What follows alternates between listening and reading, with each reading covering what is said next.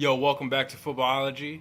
This is part 2 of my NFL grades. Hope you guys enjoyed my first one. I'm assuming if you're watching this one, you're either looking for your team or you actually enjoyed my first one. So let's get right into it.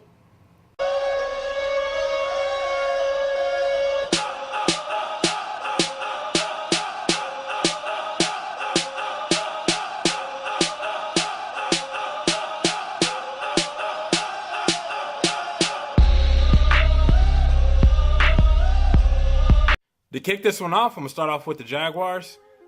The best pick that they made was Dante Fowler Jr. Get young up front on the defensive line and hopefully get some pressure on Andrew Luck. I know that's a big thing for Jacksonville, and that's what they're looking for, and especially in that 4-3 defense that they have going up there.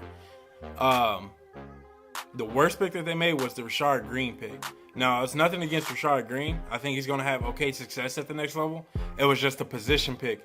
They shouldn't have went Rashard Green, or they shouldn't have went receiver, sorry. They should have went, defensive lineman again, or offensive lineman, or tight end, or linebacker, something. There's not another wide receiver. I just got tired of seeing all the rookie receivers on their roster last year. Why add another young receiver to that roster? Do something else. Just not another wide receiver, Jacksonville. The pick that I enjoyed the most, or the pick that I liked the most that the Jaguars had, was the TJ Yeldon pick. And I'm pretty sure a lot of my fans knew that.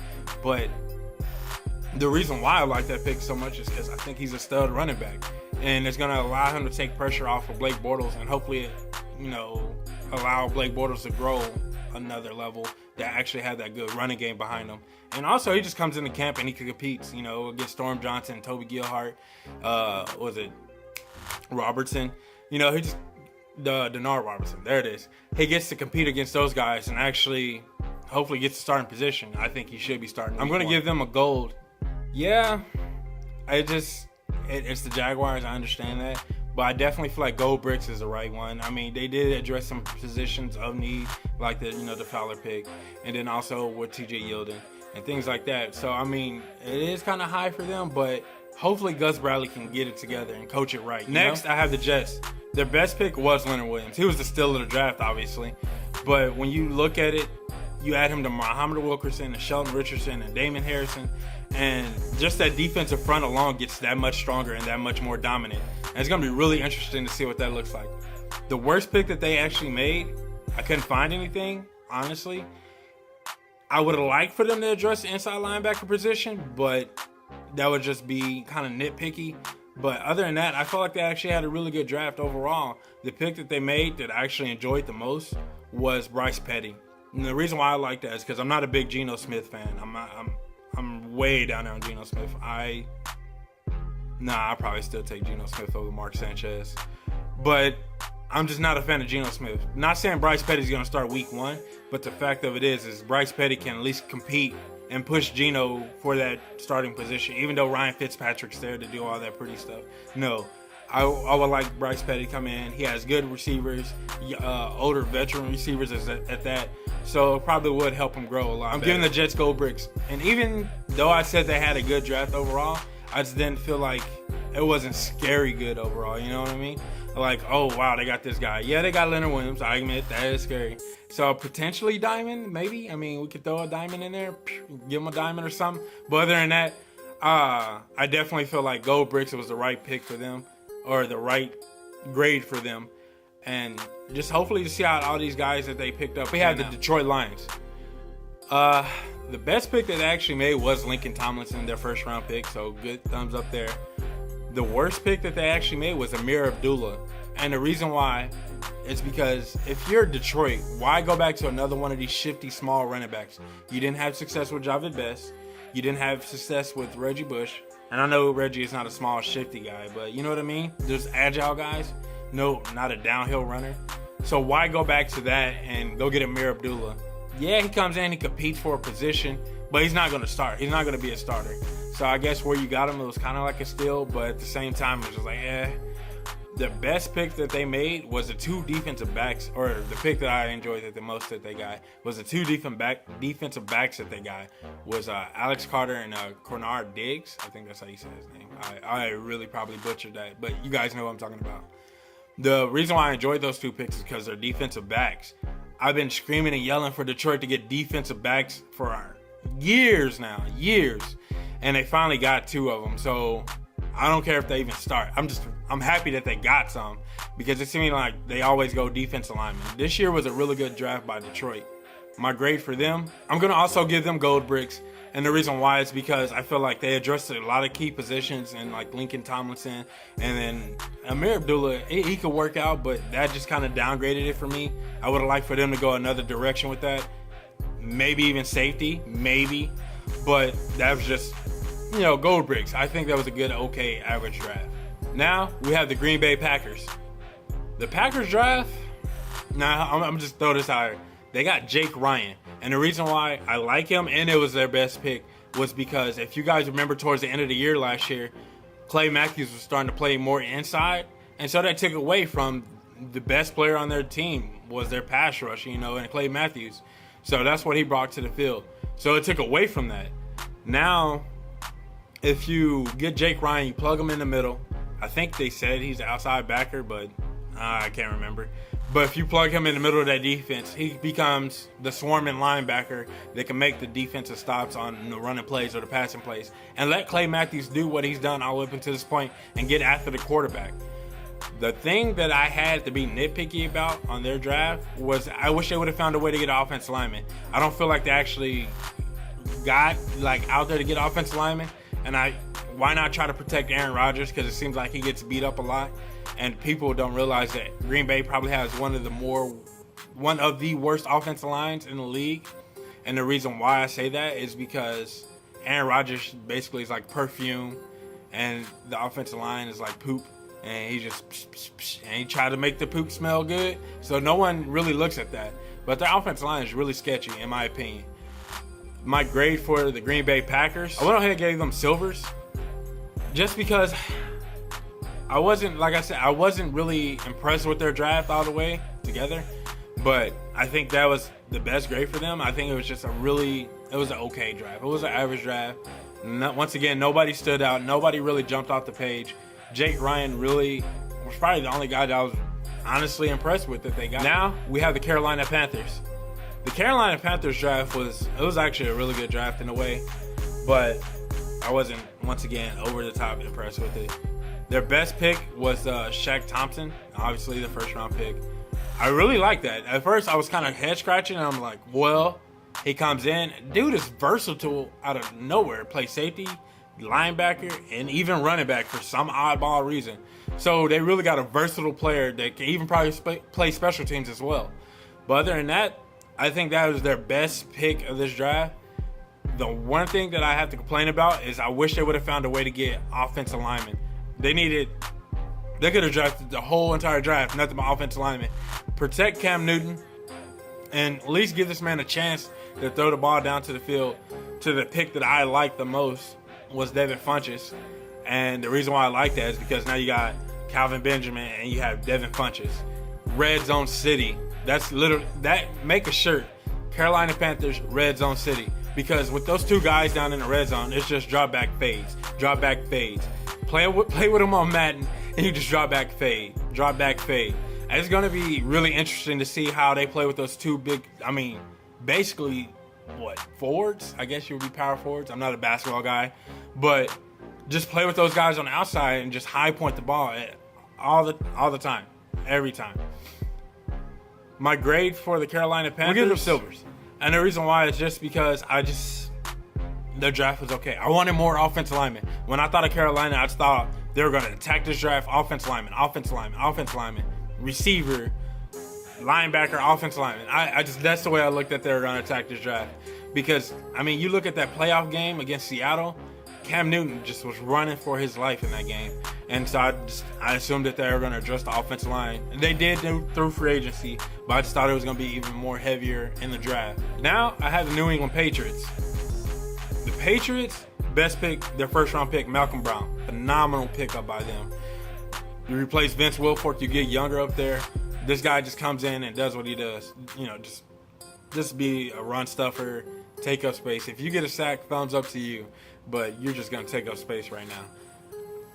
I don't think they got enough cornerbacks. That was probably the worst thing about their draft I feel like they should have went secondary more. Just because I think everyone in the NFL thinks that with the loss of their guys through the free agency process. So a lot of people are probably feeling that same exact way. The pick that they made that I love the most was Trey Jackson. They stole him from the NFL. I had a second-round grade on him, and I think they got him late. And so when you think about it, you get Trey Jackson, you plug him on the offensive line, which New England really has a really shaky offensive line. Once again, Tom Brady just makes it look good. But with that being said, I think when it comes down to their whole entire draft, it's going to come down to coaching. And we know that they can coach. Asante Samuel went from New England Patriots being a shutdown corner to Atlanta Falcons to who's Asante Samuel again. So coaching, I think, is going to really change this whole entire draft. But my grade for them, I'm going to give them cubic zirconium. I can't ever say it. I shouldn't have put that in there. But yeah, I'm going to give them that just because it's going to be okay. Now with coaching, it could be jumped up to a silver just because the coaching alone is going to probably take them way beyond the talent that they have. And that's something that you got to admit that New England can do. They can coach them up really well. Next, I have the Oakland Raiders. Yeah, here we go. Here's to all my Raider haters out there, my Raider fans. But with their best pick, obviously, Amari Cooper. Boom. You plug that dude in week 1, and he's starting and probably torching everything that's lined up next to him, or in front of him, rather. The worst thing about their draft was the rest of their draft.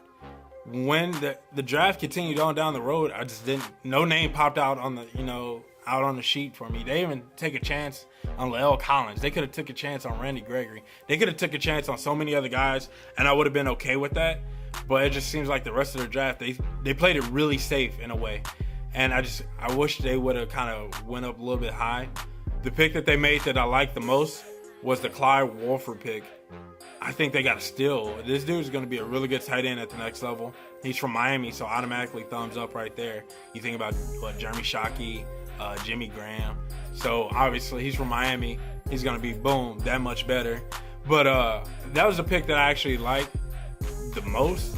But my grade for them, I'm going to give the Raiders a cubic zirconium as well. As I said, the rest of the draft just kind of like, outside of Clive Warford, outside of him, that's all they really had, in my opinion. It just didn't impress me. It just didn't jump off the page to me, personally. Next, I got the St. Louis Rams. They took Todd Gurley in the first round, which was probably their best pick and their most controversial pick ever. And a lot of people are like, well, they got Trey Mason. They don't need to worry about the running back. Yes, granted, but I think that's why they took the chance on Todd Gurley. Because you think about it, Todd Gurley comparisons to me personally was AP. AP came out with a banged up knee, still turned the league up. And I think that's something that they looked at. So even if Todd Gurley's not ready to go week 1, you got Trey Mason, right? So I think that's what they actually attacked, and it made sense for them. The worst thing, they just didn't get enough receivers for me. I don't understand what's up with St. Louis and receivers. I understand that you guys might be comfortable with what's on your roster, but I just think you should have went out and tried to go get Jalen Strong or even a Chris Conley. Yeah. But I think that they just didn't get enough receivers when it came down to it. Their best pick was Jamon Brown, the Louisville guard. I like that guy. I really did. I was watching him during the Senior Bowl. And so you plug him in on this offensive line, and the offensive line that they have starting to build in place, I think a lot of people are taking for granted that they're building a really tough offensive line in St. Louis. And it's going to be something that you're going to have to do or fight against every week. My grade for the St. Louis Rams is going to be a gold. They're going to get gold bricks. And I just think they had a really solid draft for what's on their roster compared to what's on their roster and what did they draft. I think they had a really solid draft. They could have went up to Diamonds if they would have got one of those receivers. The receiving core was the receiving class was so deep. Why not take a chance on one of these guys? You can't really go wrong, in my opinion. So I wish they would have took a receiver and probably bumped them up to took more receivers and it probably would have bumped them up to a next. I have the Baltimore Ravens. I really didn't want to do their draft, and I really didn't. Honestly, I did not want to grade it just because it's Ozzie Newsome, and he knows more than I do. Clearly, he knows more than I do. Baltimore stays picking in the 20s every year, and they're still winning games every year. So they know what they're doing better than I can even imagine. So my Ravens fans, if you're watching this, please bear with me. I'm sorry, but I wanted to do it. Max Williams was their best pick. When it came down to it, you think of Todd Heap, Dennis Pitta, and you guys had on Daniels last year. So when you think of tight ends, and I basically, at the end of the day, this guy was either a Pittsburgh Steeler or a Baltimore Raven. And that was plain and simple. That was it. Because he just has those mentalities. He has the AFC North written all over him mentality. Not Cincinnati or Cleveland, but those other two franchises, Pittsburgh or Baltimore. And I think that was a really good quality pick by you guys. The worst pick that you guys honestly made was Bashar Perriman. And I'm going to say this, and the reason why I'm saying this is because you're essentially just drafted a Torrey Smith in the first round. And the reason why I say that is because he is a deep threat. He's fast. We all know that. Inconsistent hands. And I seem like, in a way, he's just a one-trick pony. I can run a slant, and I can take it up. Or I can run a post, or I can run a vert. That's it. I just don't feel like he has a complete tree. So I feel like you guys kind of jumped on the hype train to Bashar Perriman and took him in the first round. It was just too high for him, in my opinion. The pick that I liked the most that you guys made was Carl Davis. Oh my God, I'm glad you guys got Carl Davis.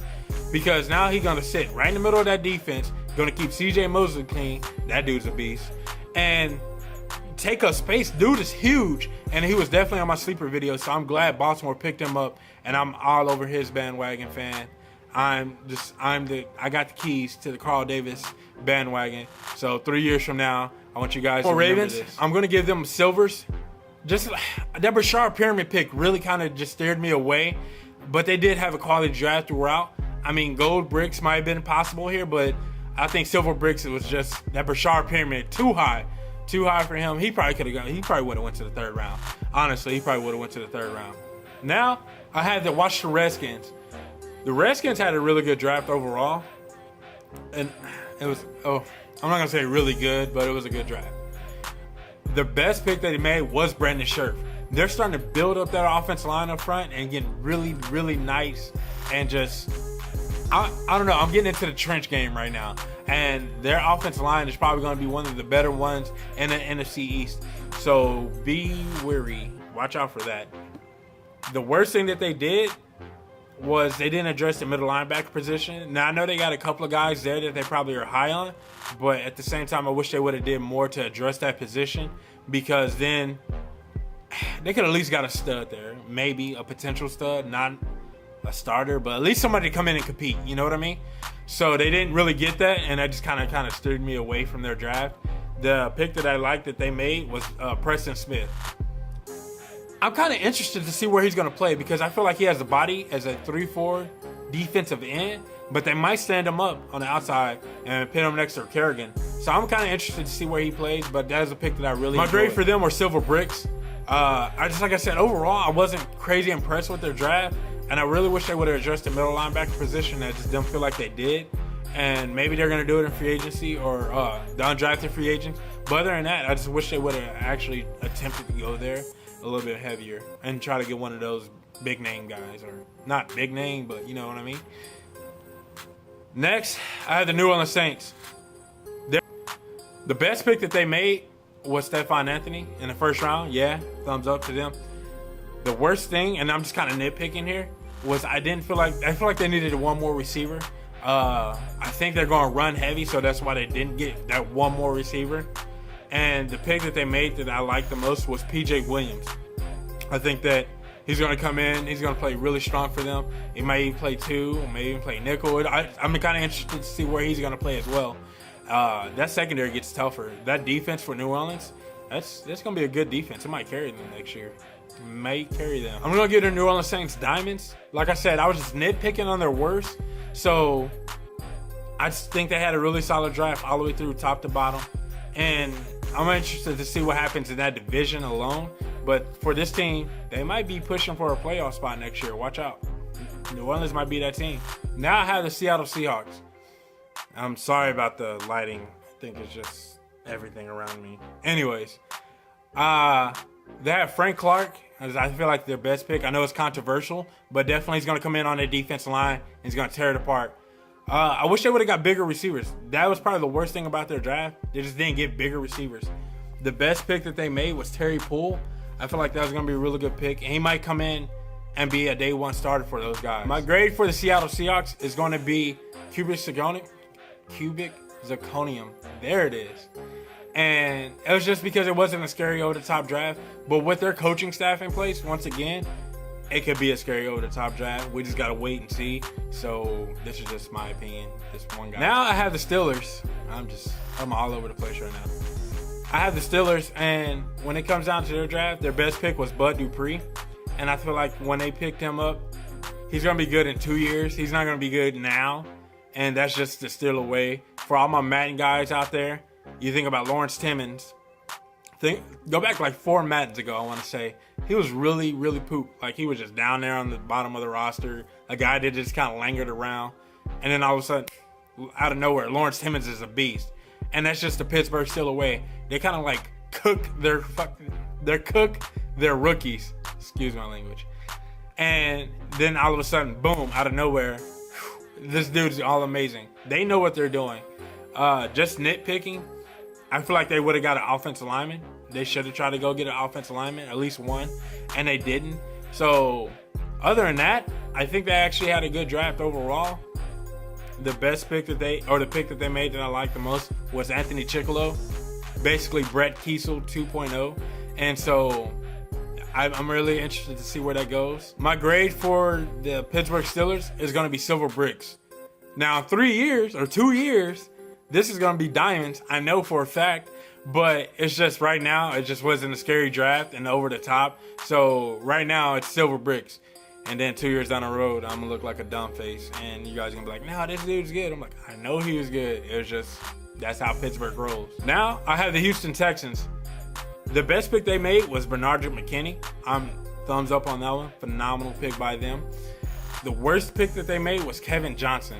And the reason why I say that is because the dude is skinny, man. I'm scared of him. I don't think he's going to be a good tackler.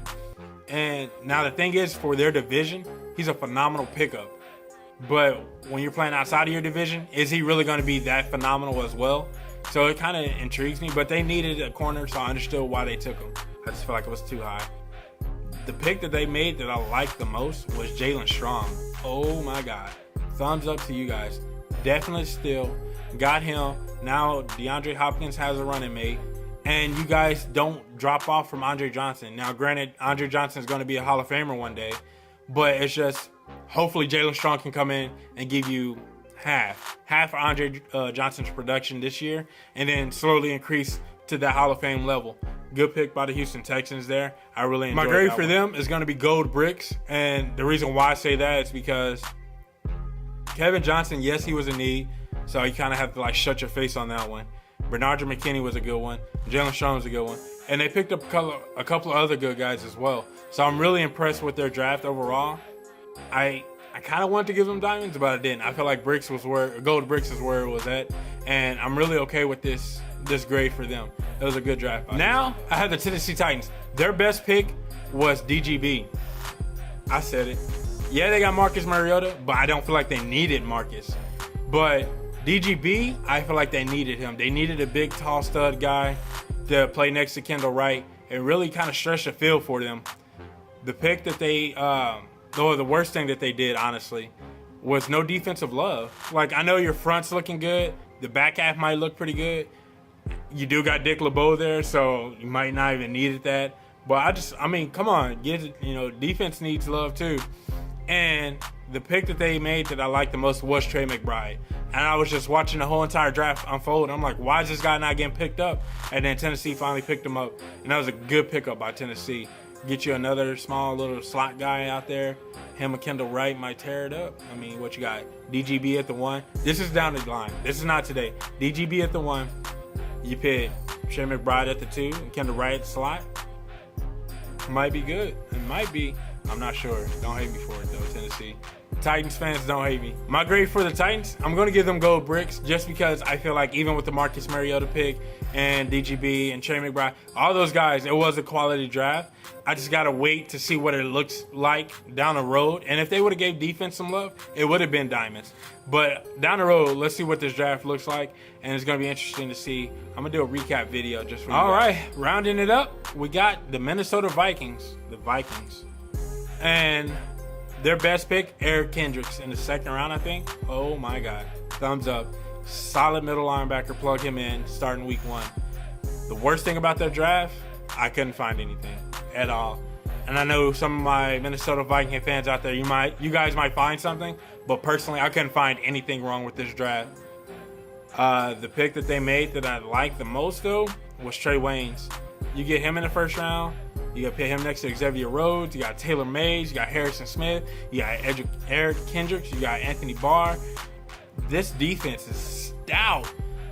It's going to be really interesting to see what happens, especially in their division. You know, you got to play Green Bay twice. You got to play Detroit twice, and you got to play Chicago twice. So I'm really excited to see. And hopefully AP starts for them next year because with him starting in this defense, Minnesota could be looking at an NFC Championship game. I gave the Minnesota Vikings Diamonds, and the reason why I did that is because I couldn't find anything wrong with this draft. It was a really good draft all the way around. And the pieces that they draft, I really can't wait to see them in place and see this defense gel. And they get AP back, NFC Championship game or bust. If you make it to the Super Bowl, thumbs up. But I'm setting the bar at NFC Championship game, and that's as high as it's going to go. If you exceed that, good. If you perform below that, there's something wrong there. All right. Thank you guys for making it this far with me. If you made it through these 2 videos, you're phenomenal. You're amazing. You deserve to subscribe to my channel. Now, but yeah, go ahead. Subscribe to my channel. Become a footballologist. One of the elite. Why not? And I'm excited. I'm excited for this year, and this draft was one of the better and deeper drafts.